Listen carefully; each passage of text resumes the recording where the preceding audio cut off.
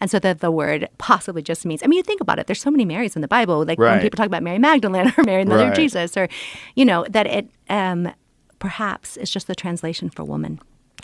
Jesus as a historical figure is controversial.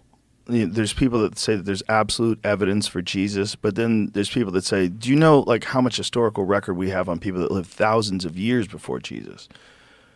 You know, there's people that lived that they know what they said, they know where they ate, they know where they went, they know so much about them. But the Jesus one is kind of, there's people that say yes, there's historical documents that show he existed.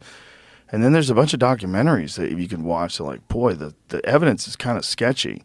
It seems to be a thought, like a recurring thing in many religions. It seems to be like Hercules, right? It seems to be there's a bunch of these that are like real similar to that, like the child of a god, you know, that comes Right. down to fix everything.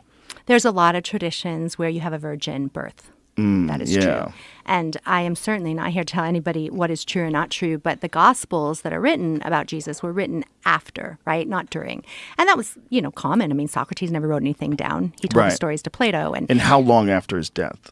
Well, I think the first one, now I feel like I am not a historian here, but I think the first one was like 100 years. And so you have Apostle Paul who wrote, but he only saw Jesus after, like he was on the road to Damascus